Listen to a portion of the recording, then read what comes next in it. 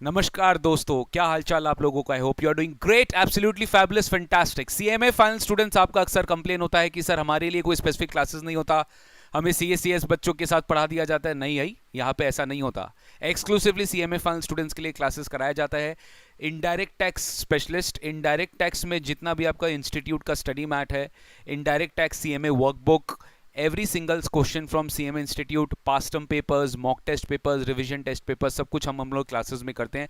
Thank you so much for all the students for the amazing response which you people have given us, and based on your request मैं आज आपके सामने session 1 लेकर आ रहा हूँ, हमारे सीएमए फाइनल इनडायरेक्ट टैक्स का workbook session. As you all know that CMA institute workbook निकालता है हर एक सब्जेक्ट के लिए, एंड वहाँ पे हर एक चैप्टर से वो क्वेश्चन सेट करते हैं, चाहे वो ऑब्जेक्टिव हो चाहे वो सब्जेक्टिव हो। एंड ये वेरी वेरी इंपॉर्टेंट होता है आपके एग्जाम्स के लिए। काफ़ी बार देखा गया कि एग्जाम में जो क्वेश्चन आते हैं वो सीएमए फाइनल वर्कबुक से करा दिया जाता है।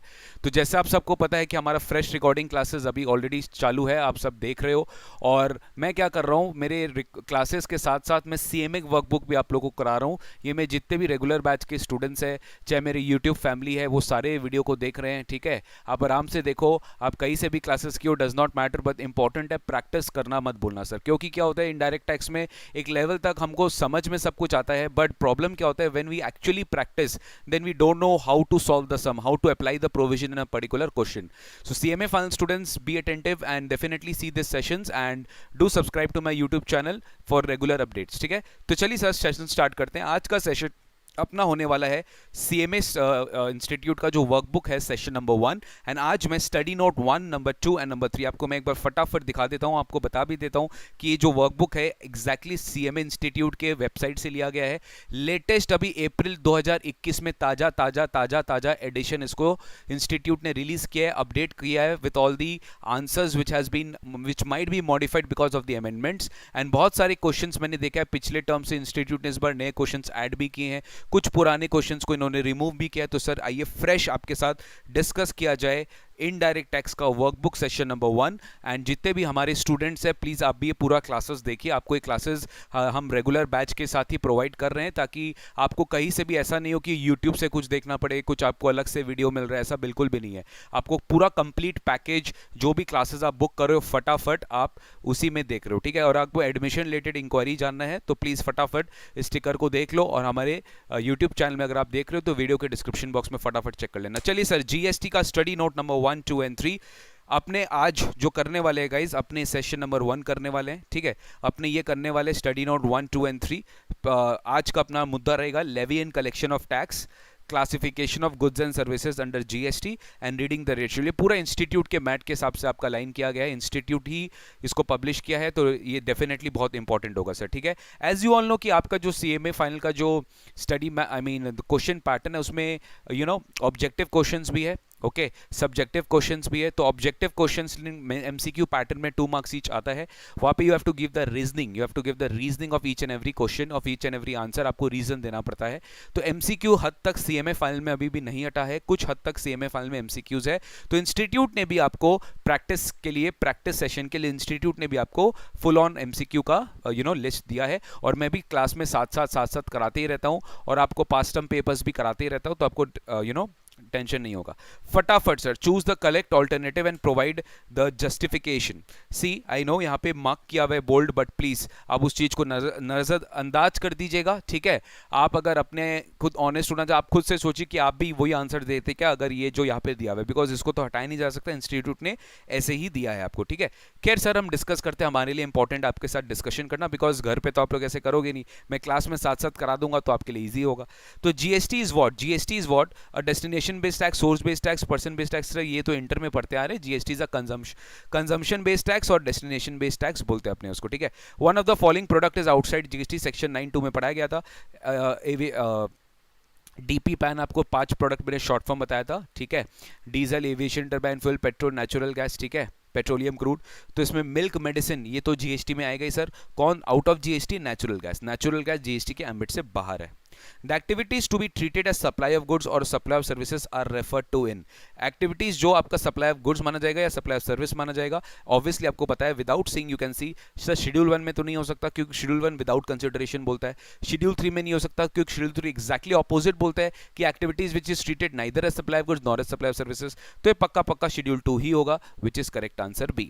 Gift not exceeding dash in a financial year by an employer to employ shall not be treated as value of supply of goods. तो सर यहाँ पे आपको याद होगा शेड्यूल 1 में अपने पढ़े थे, शेड्यूल 1 में पैरा 2 में पढ़े थे, सप्लाई बिटवीन रिलेटेड पर्सन्स और distinct persons if made in the course और furtherance of business without any consideration will be treated to be as a supply. और रिलेटेड पर्सन के डेफिनेशन में आपको पढ़ाया गया था एम्प्लॉयर एम्प्लॉय भी रिलेटेड होते हैं। तो अगर एम्प्लॉयर एम्प्लॉय को गिफ्ट देता है up to 50,000 in a financial year तो that will not be treated to be a supply, एक एक्सेप्शन है। तो आपसे पूछ लिया कि कितने तक के गिफ्ट्स आप अपने एम्प्लॉय को दे सकते हो even without any consideration, and that will be not be treated to be as a supply, it is 50,000। Composite supply means section 8 आपको पढ़ाया गया था। कंपोजिट सप्लाई मतलब क्या होता है? A supply made by any person to a recipient consisting of 2 or more supplies of goods or services or both or any combination thereof which are naturally bundled and supplied in conjunction with each other। एक ये option है। दूसरा, supply made by a taxable person to a recipient consisting 2 or more taxable supplies of goods or services of both or any combination thereof which are naturally bundled and supplied in conjunction with each other। ये important line था कि एक दूसरे के related होते हैं, वो conjunction होते हैं, ठीक है, जॉइंट में सप्लाई किए जाते हैं in the ordinary course of business, again an important line, one of which is a principal supply, ठीक है। 2 or more individual supplies or any combination thereof made in conjunction for a single price, ये तो mix supply होता है, ये composite supply नहीं होता है। और नॉन ऑफ, तो करेक्ट आंसर क्या है सर? बी है।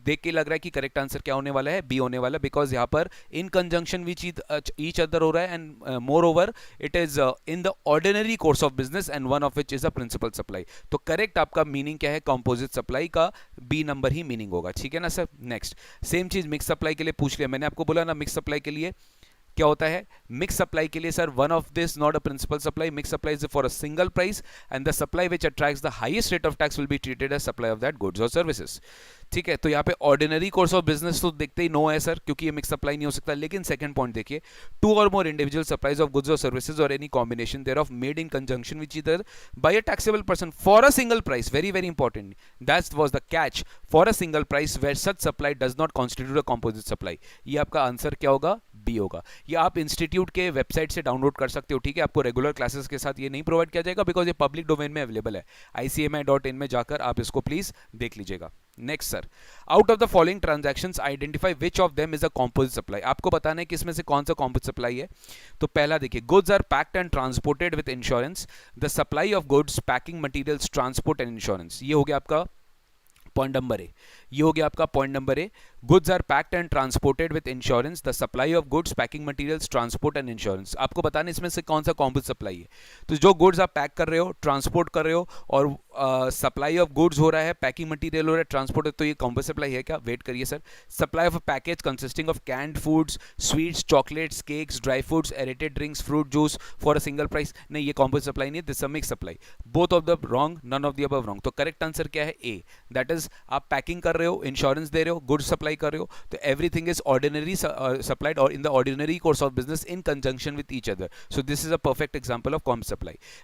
What are the taxes levied on the intrastate supply? Sir, option का दरकार ही नहीं, CGST plus SGST, because section 8 बोलता है कि इंट्रास्टेट सप्लाई क्या होता है? कि इंट्रास्टेट सप्लाई होता है when location of supplier and place of supply same state में, same UT में है, ठीक है। So that is an intrastate supply और उसमें लेवी होता है CGST, that is section 9 of CGST Act. Next, what is the maximum GST rate that can be levied on any product और सर्विस। आपको कंबाइंड रेट पूछा है, तो maximum combined rate तो आईजीएसटी एक्ट में लिखा हुआ है 40%। 40% से ज्यादा आप लगा नहीं सकते। बट यहाँ पे सवाल क्या पूछा है? यहाँ से पूछा है जो लेवी हो रहा है, very important, that can be levied on any product, that can be levied on any product और सर्विस। लेकिन देखिए, मेरा पर्सनल ओपिनियन है कि क्वेश्चन में कंफ्यूजन है। In maximum rate that can be levied, एक ये क्वेश्चन होता है कि एज पर लॉ कितना अलाउड है, और एक क्वेश्चन होता है करेंटली कितना मैक्सिमम चार्जेबल है, ठीक है। तो मैक्सिमम चार्जेबल तो हमें सब पता है 28% है, बट 40% यहाँ पे ऑप्शन नहीं दिया, तो आपको पता ही चल जाना चाहिए, पूछना चाह रहा है कि कितना चार्जेबल रेट है, ठीक है। तो मैक्सिमम जीएसटी चार्जेबल रेट 28% है, उससे ज्यादा आप चार्ज नहीं कर सकते, but as per law 40% permitted है। Services by employ to employer in the course of relation, sir ये तो क्लियर है ना, तो शेड्यूल 3 सप्लाई है सर, आपको ऑप्शन का ही दरकार नहीं, जिस लेवल पे आपको पढ़ा दिया गया है ना, आपको ऑप्शन का ही दरकार नहीं है, आप आराम से इसका आंसर दे सकते हो। Service by employ to employ in the course of employment is not treated to be supply of good, not treated to be supply of service, यानी शेड्यूल 3 है। तो करेक्ट आंसर क्या, ऑप्शन सी। सर ये भी आपको पढ़ा दिया गया, service of funeral, burial, crematorium, mortuary including transportation of disease, सब पढ़ा दिया गया, ये भी शेड्यूल 3 सप्लाई है, ये भी सप्लाई ऑफ गुड भी नहीं माना जाएगा, सप्लाई ऑफ सर्विस भी नहीं माना जाएगा। Renting of immovable property service आपको देखने का दरकार ही नहीं है, सप्लाई ऑफ सर्विस है, सप्लाई ऑफ गुड्स नहीं हो सकता, तो करेक्ट आंसर क्या है, बी। ये सब कुछ शेड्यूल 2 से आपको पढ़ाया गया था सर, ठीक है। नेक्स्ट, एनी ट्रीटमेंट और process which is apply to another persons goods, कोई भी ट्रीटमेंट या प्रोसेस जो किसी दूसरे पर्सन के गुड्स में अप्लाई किया जा रहा है, उसे हम कहते हैं सप्लाई ऑफ सर्विस, उसे हम कहते हैं supply of service. It's a kind of job work which is defined in schedule 2। Which of the following persons can opt for composition scheme, इनमें से कौन है जो कॉम्पोजिशन स्कीम के लिए ऑप्ट कर सकते हैं। तो देखिए, person making any supply of goods which are not leviable tax, ये अलाउड नहीं है, 10(2) में क्लियर अपने पढ़े थे कि जो नॉन टैक्सेबल सप्लाई करते हैं वो कॉम्पोजिट स्कीम नहीं ले सकते। Person making interstate outward supply, ये भी अलाउड नहीं है। Person affecting supply through e commerce operator who are liable to collect TCS, ये भी अलाउड नहीं है। तो बेसिकली सर कोई अलाउड नहीं है, और आपसे पूछा है कौन अलाउड है, तो none of the above, answer is none of the above, because none of the persons listed in the options will come under the eligibility criteria as per section 10(2), because all are doing all those things which you should not be, which you are not allowed to perform those supplies, ठीक है। तो इसका answer समझ में आ गया sir. Next, what is the rate applicable to under GST to a registered person opting to taxes under composition scheme, जो कि एक मैन्युफैक्चरर भी नहीं है और होटलियर भी नहीं है, मतलब सर्विस नहीं दे रहा है रेस्टोरेंट का, मैन्युफैक्चर नहीं है, मतलब वो अदर्स है। तो 0.5% सीजीएसटी, 0.5% एसजीएसटी आपको पढ़ाया गया था, टैक्सेबल सप्लाई वाले टर्नओवर पे आपको जीएसटी कैलकुलेट करना पड़ेगा, ठीक है सर। 15 ऑब्जेक्टिव्स अपने फटाफट कर लिए सर, 10 मिनट भी नहीं लगा, 15 ऑब्जेक्टिव्स विद प्रॉपर रीजंस अपने कर लिए। पूरा का पूरा इंस्टीट्यूट का वर्कबुक है जो आपको मैं करवा रहा हूँ, ये मैं सारा सेशंस लूंगा आपके लिए, हमारे रेगुलर क्लास बच्चों के लिए। जैसे जैसे आपका ब्लॉक्स खत्म होगा, जैसे जैसे आपका नंबर ऑफ चैप्टर्स खत्म होगा, अकॉर्डिंगली जो सीरीज प्लान किया गया इसी तरीके से प्लान किया गया है, ठीक है, कि जितने भी हमारे स्टूडेंट्स हैं प्लस जितने भी हमारे स्टूडेंट्स हैं वो डेफिनेटली ये क्लासेस का एंजॉय कर सके और उनको एक पर्सनल फीलिंग आए कि नहीं सर हमारे को फोकस वे में सीएमए फाइनल के लिए पढ़ाया जा रहा है, और इसमें कोई भी डाउट नहीं है कि सीएमए फाइनल का स्टडी मैट, सीएमए फाइनल का पूरा proper workbook, in fact past term papers, everything is getting covered in this, so I think you will enjoy this, no problem.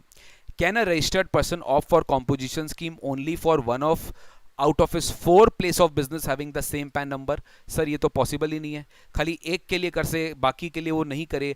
Composition scheme में तो आप पढ़े, हम लोग को पढ़ाए थे कि वो सब के लिए uniformly registered should be for all the persons having the same PAN number, it for all the registration. तो करेक्ट आंसर क्या है? No, he can not offer composition scheme for one business and other के लिए वो नहीं करे, ठीक है। Which of the following will be excluded from the computation of aggregate turnover? इनमें से कौन है जो आपके एग्रीगेट टर्नओवर के कैलकुलेशन में आउट होगा सर, ठीक है।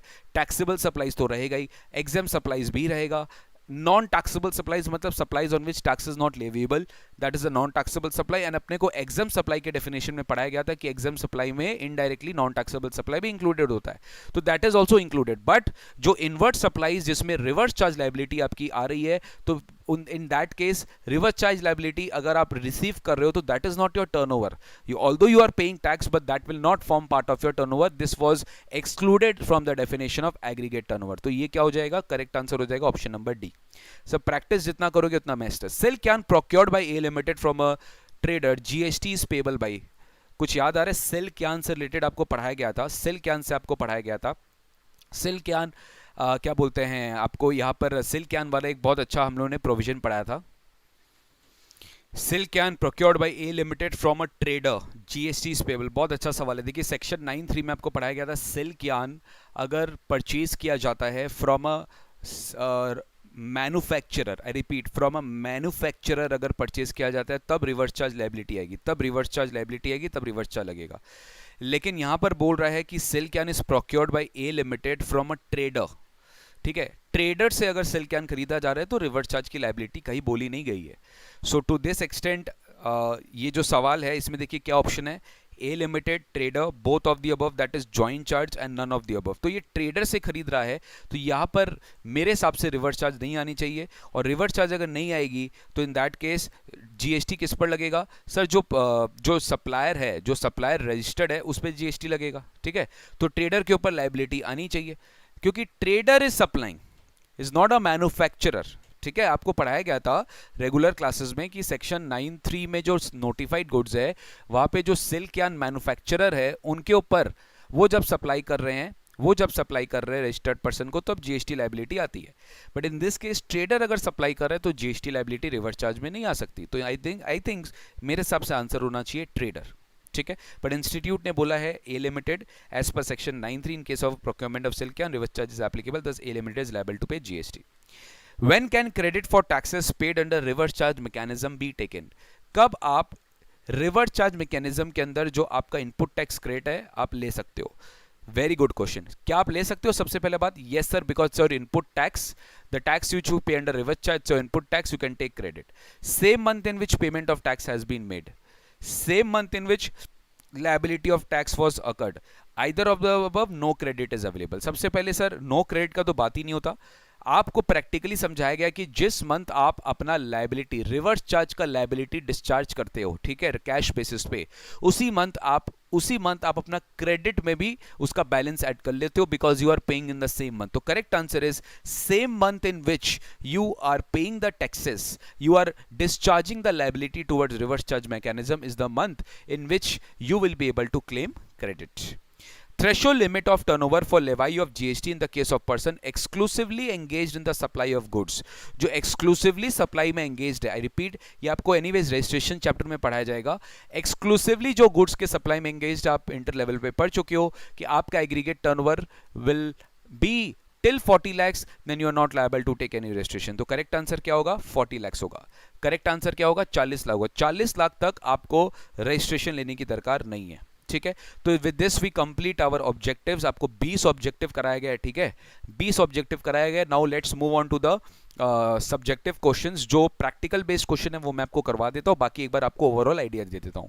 Functions of GST, you know, goods and service tax network, ultimately it is the IT wing. It facilitates registration, payment of taxes, filing returns, you know, providing taxpayers profile, providing MIS reports to the government, computation and settlement of IGST calculations, furnishing returns, right? तो ये सारे के सारे फैसिलिटेशंस एक GST network करता है, ठीक है, goods and service tax network, ये कुछ फंक्शंस है। नेक्स्ट आइए sir, comment on the following. Let's discuss supply. Where services of an architect from outside India are taken by a person for the construction of his residential property in India. एक architect India के बाहर है, मैं service ले रहा हूं उससे for construction of my property in India, that is residential, means I am taking this service for my business purpose. No, I am taking this service for my own or for my non-business purpose, personal purpose. Is it considered as a supply? पहले आपसे सवाल पूछा क्या है supply है sir? सबसे पहले याद रखिए इंपोर्ट हो रही है services, okay, you are also paying a consideration, but it is not in the course और फर्दरेंस ऑफ बिजनेस। कुछ ऐसा याद आपको पढ़ाया गया था 7(1)(b) में, मैंने आपको पढ़ाया था, आपको याद होगा 7(1)(b) में मैंने आपको पढ़ाया था। This will definitely be covered in the scope of supply, because it's an import of service and it may or may not be in the course और furtherance of business, but it is for a consideration, then that is why it will be covered in the ambit of supply and it will be taxable. It will be taxable. Next, will a not-for-profit entity be liable to tax if registered under GST on any supplies affected by it? Example, sale of assets received as donation. मतलब बोलना चाह रहा है कि एक non profit entity है, एक non profit organisation है, क्या उस पर जीएसटी लगेगी? और जो भी वो सप्लाई कर रहा है, say for example assets, sale of assets जो उन्होंने डोनेशन के तौर पे लिया था, उन्होंने उस एसेट्स को सप्लाई कर दिया, definitely sir they will all, if they are registered under GST, they are just non-profit seeking entity, that will not make them not liable in GST. They will be liable for GST, and that is the value as per section 15, which will be calculated as per value supply chapter. ठीक है, तो ये definitely GST में liability है, and they will be liable to pay tax on the value of supply determined as per section number 15. which taxes at the center and the state level were subsumed into GST। आपको basic level में पढ़ा दिया गया, इस तरह के सवाल final level पे पूछने का कम चांसेस है, बट ठीक है, यू नो ऑल दिस कि सेंट्रल लेवल पे excise duty, additional duty of excise, service tax, additional duty of custom, special additional duty, surcharges and cess. State level पे purchase tax, lock I mean state VAT, sales tax, purchase tax, central sales tax, octroi, entry tax, luxury tax, betting, gambling, ये सब पे GST लगता है, ये सब पे पुराना टैक्सेस नहीं लगता। ठीक है सर, देखिए आपसे एक सवाल पूछा गया है, compute the aggregate turnover. Very simple, ABC limited has provided the following information for the month of September. Intra state outward supply है 8 lakh, inter state exempt outward supply है 5 lakh, turnover of exported goods 10 lakh, payment made to a GTA, मतलब आप एक GTA को payment करो यानी reverse charge लग रहा है आपके ऊपर 80,000। कैलकुलेट द एग्रीगेट टर्नओवर, मतलब सर क्लियर है सर कि ये तीनों जो आपके एग्रीगेट टर्नओवर में इंक्लूड हो जाएंगे, बिकॉज ये सारे टर्नओवर के पार्ट होंगे, चाहे वो एग्जेम्प्ट हो चाहे टैक्सेबल हो। But inward supplies which you are received and which is liable to reverse charge that will not form part of your turnover. तो your correct answer will be about 23 lakh. And अगर आपसे पूछ लिया क्या है जीएसटी में liable है, तो आप अकॉर्डिंगली अपना लिमिट कैलकुलेट करेंगे, आपके लिए कौन सा एप्लीकेबल लिमिट है। आपके लिए 3 लिमिट हो सकते हैं जीएसटी में, एक होता है 10 लाख, एक होता है 20 एंड एक होता है 40 लाख से एक्सक्लूसिवली गुड्स के लिए, जहां सर्विस आई वहां 20 से ज्यादा नहीं हो सकता, और स्पेशल कैटेगरी स्टेट्स में मणिपुर, मेघालय, नागालैंड, त्रिपुरा में 10 लाख की लिमिट है। ठीक है, बाद बाकी सब जगह 20 lakh. So in this case nothing has been told you, have just been asked to calculate aggregate turnover, तो आपने aggregate turnover कैलकुलेट करके बता दिया। फिर आपसे पूछा था एक theoretical question कि enlist the activities which shall not be considered as supply by way of schedule 3, आपको e magic plus i पढ़ा दिया गया था। employee employer को सर्विस दे रहा है in course of employment, right? member of parliament, member of panchayat, member of state legislative assemblies, all giving services, right, in constitutional capacity। actionable claims other than lottery, betting, gambling, right? funeral services including transportation of deceased, okay? Sale of land and subject to para 5b of schedule 2 sale of building if complete consideration is received after completion certificate or occupation whichever is earlier, then you will definitely come under schedule 3। ठीक है, last में any fees paid to court, tribunal, right, supreme court, high court, right, वो सारे GST से बाहर है। फिर import से रिलेटेड मैंने आपको 3 ट्रांजैक्शन पढ़ाया था, एक हाई सी सेल पढ़ाया था। ठीक है, अगर आप हाई सी सेल कर रहे हो तो जीएसटी नहीं लगेगा, सप्लाई पे जीएसटी, वो सप्लाई ही नहीं है, सप्लाई ही नहीं माना जाएगा एज पर शेड्यूल 3। अरे याद है तो, okay. And if you are supplying on high sea sale नहीं करा जाएगा। अगर supply from outside India to in India and on you know once the goods are on high seas, वो अगर ट्रांसफर कर देता है तो नहीं, आपका जीएसटी मतलब सप्लाई में नहीं आएगा। Supply of goods from outside India to a person outside India, I hope you are without person without such goods entering into India, अगर वो गुड्स इंडिया में एंटर नहीं कर रहा है तो सर डेफिनेटली उस पर भी जीएसटी नहीं लगेगा। सब आपको पढ़ा दिया गया था। नेक्स्ट आइए, आपसे पूछा है whether it is a supply is a composite or a mix supply, again section 8। तो whether supply of laptop and a carry case would constitute a composite supply, yes, because predominant element is laptop and carry case is an ancillary supply, so definitely it would cover under the concept of composite supply। whether supply of repair services of laptop with parts would constitute a composite supply। now guys, इसमें ना एक बहुत बड़ा factor होता है, ये आपको याद रखना पड़ेगा।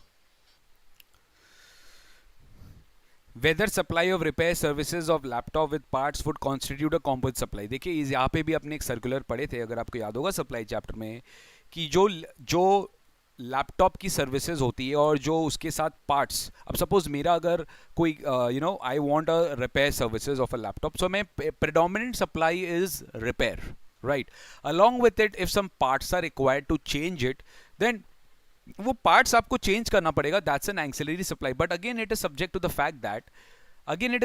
Fact that if the value in the invoice of parts and laptop services is shown separately, then it will be considered to be 2 individual supplies। तब यहाँ पे आपके composite supply का part नहीं आएगा।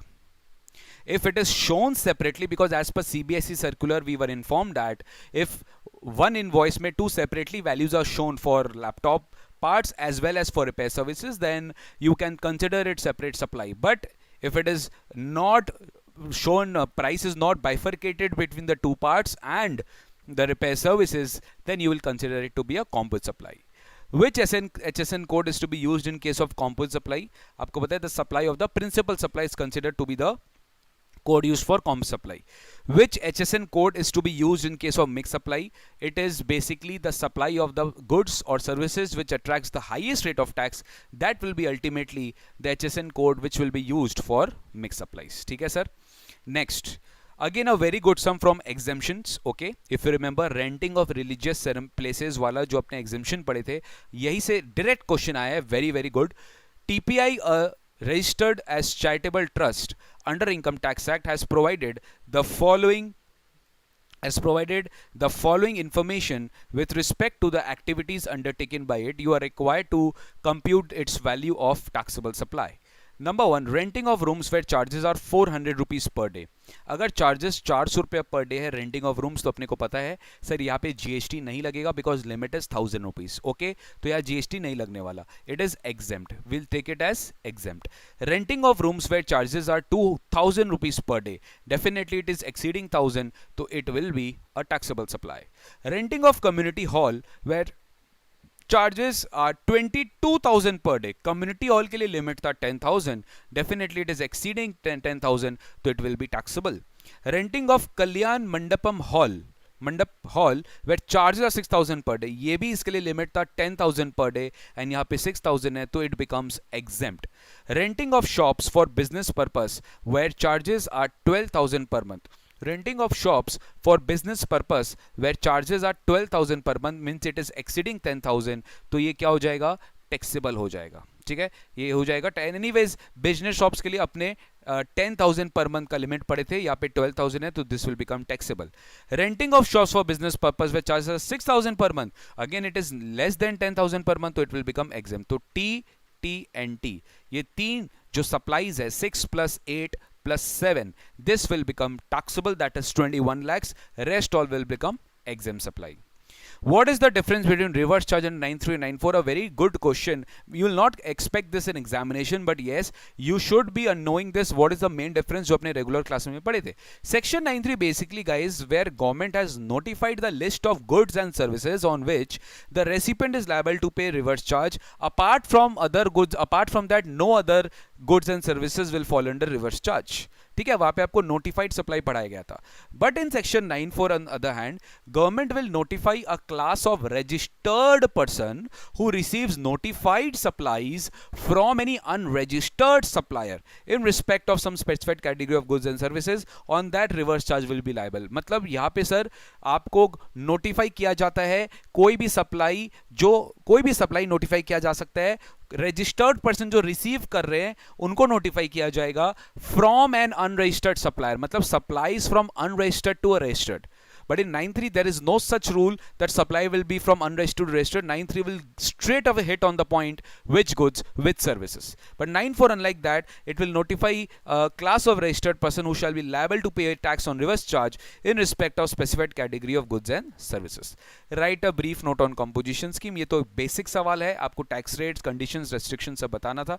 Anyways, this तरह के सवाल आपके एग्जाम में नहीं आ सकते, खाली इंस्टीट्यूट ने आपके प्रैक्टिस के लिए दिया है. ठीक है, again discuss the general rule of interpretation for classification. सारे रूल्स जो आपको HSN कोड्स इतने सारे रहते हैं जीएसटी में, how you should interpret that, ये भी आपको सिखाया जाएगा कमिंग टाइम में कि आपको किस तरीके से उसको इंटरप्रेट करना है, किस तरीके से गुड्स, किस तरीके सर्विसेज होने चाहिए, किस तरह से आपको इंटरप्रेट करना है कि कौन से HSN कोड में आप फॉलो करेंगे. ठीक है, तो इसका एक रूल्स है. ठीक है, कमिंग क्लासेस में अपने इसको करेंगे.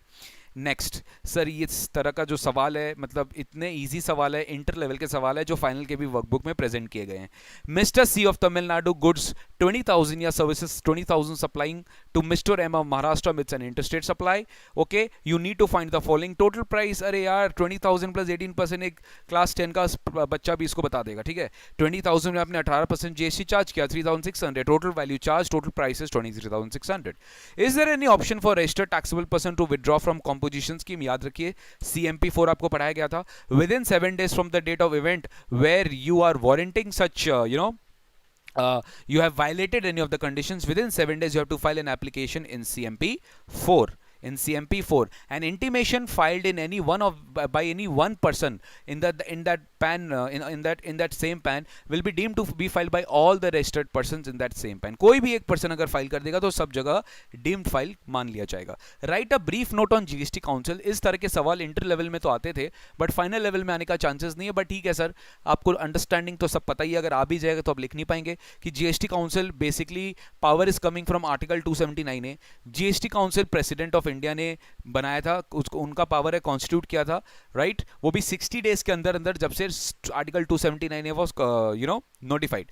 So this is basically GST Council is basically a joint forum by the central government and the state government, and it basically consists of Union Finance Minister as the chairperson, and vice chairperson will be elected or selected amongst the members of the ministers of the state government. And इसमें इनके quorums होते हैं, GST Council के meetings होते हैं. They basically advise or they basically recommend changes in rates of tax, provisions to the government, who ultimately notifies it for the purpose of legislation purpose. ठीक है, तो GST Council basically अलग अलग decisions लेते हैं. threshold limits हुआ, rates हुआ, provisions हुआ, model GST law हुआ, exemptions हुआ, tax rates हुआ, when will this section 92 will be ultimately removed. basically कब वो ultimately वो 5 petroleum products पे GST आएगा. this will also be decided by GST Council. तो ये एक open ended question है. ठीक है, आप लिख सकते हो जितना आपका नॉलेज परमिट करता है, फॉर्मली प्रॉपरली आप अपने आंसर्स में इसको प्रेजेंट कर सकते हो. नथिंग रिलेटेड टू, मतलब एक होता है ना कि कोई प्रैक्टिकलिटी इसमें इन्वॉल्व नहीं है. अगेन ये जो सवाल था सीबीएसई सर्कुलर से था. Whether supply of books, pamphlets, brochures, envelopes, annual reports, leaflets, cartons, boxes printed with design, logo, name, address, content supplied by the recipient of such supply would constitute supply of goods or supply of services. ठीक है, तो sir यहाँ पे आपको पढ़ा दिया गया था कि ये भी एक सीबीएसई सर्कुलर का पार्ट है. Books, pamphlets, annual reports, carton boxes printed with design, logo, name or other content supplied by the recipient of such supply. अब इसमें आपको ये चेक करना पड़ेगा कि बताइए ये जो प्रिंटिंग एक्टिविटी हो रही है, क्या इसमें प्रिंसिपल कंटेंट जो है कौन दे रहा है, जिसका प्रिंसिपल कंटेंट है कौन दे रहा है. तो मेरे को ये बताइए इसका जो प्रिंसिपल कंटेंट है कौन दे रहा है. तो सर ये जितने भी प्रिंटेड एनवेलप्स होते हैं, लेटर कार्ड्स होते हैं, प्रिंटेड बॉक्सेस होते हैं, आप खाली एक लोगो डिजाइन दे रहे हो बट अल्टीमेटली जो मेन चीज है वो तो सप्लायर ही दे रहा है ना, जो आपको एनवेलप प्रिंट करके दे रहा है. So ultimately it belongs to the printer. The predominant element of supplies belongs to a printer, and that is the supply of goods. And supply of printing activity is nothing but ancillary. तो जो main है वो goods है, तो accordingly इसको भी आप क्या बोलोगे, it will constitute supply of goods.